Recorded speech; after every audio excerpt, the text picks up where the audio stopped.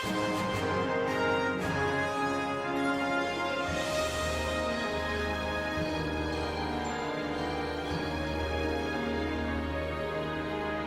morning. Here is today's word of blessings for you. 2 Chronicles 9:13-22. The weight of the gold that Solomon received yearly was 666 talents, one not including the revenues brought in by merchants and traders. Also all the kings of Arabia and the governors of the territories brought gold and silver to Solomon. King Solomon made 200 large shields of hammered gold. 600 shekels of hammered gold went into each shield.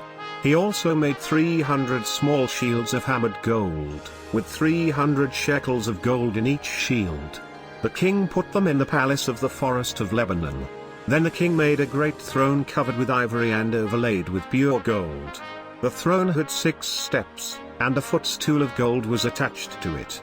On both sides of the seat were armrests, with a lion standing beside each of them. 12 lions stood on the 6 steps, one at either end of each step. Nothing like it had ever been made for any other kingdom. All King Solomon's goblets were gold, and all the household articles in the palace of the Forest of Lebanon were pure gold. Nothing was made of silver, because silver was considered of little value in Solomon's day. The king had a fleet of trading ships manned by Hiram's servants. Once every 3 years it returned, carrying gold, silver and ivory, and apes and baboons. King Solomon was greater in riches and wisdom than all the other kings of the earth. Today's title is The Glory of Solomon. People have a very dualistic attitude toward riches. They hate it when other people have it, especially when they boast about it. But people like it when they can enjoy it. In fact, everybody has a dream of great riches whether they admit it or not. I believe that is an essential part of human instinct. To deny it, as in some socialist or communist regimes, amounts to denying their humanity itself. So such ideas or political systems are bound to fail. No wonder many socialist and communist countries end up in extreme corruption. No political system or idea cannot change the nature of humanity. We have to take it as it is. I am not saying this to promote capitalism against communism. Capitalism has its own problems. But at least it tries to acknowledge humanity as it is. But isn't it a sin to desire worldly riches for a Christian? No, I don't think so. It is true that Jesus spoke against people being obsessed with rich and famous and while in total disregard for spiritual reality. Jesus clearly warned against it. But he never discouraged people from pursuing riches by working hard and faithfully.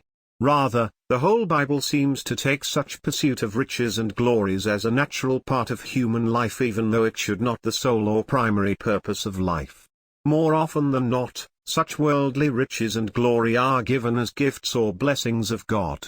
I believe that's how the Bible views the glories of Solomon as we see it in today's passage. Solomon and Israelites in his time accumulated a great wealth that they have never seen before and after.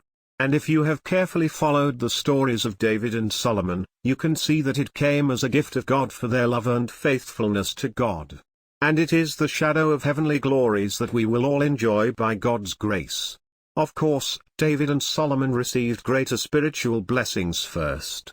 The earthly riches and glories came at the heel of such spiritual blessings. If you lose the spiritual blessings, the earthly riches and glories amount to nothing. I believe that's what Jesus talks about when he compares the glory of a flower of the field with the glory of Solomon.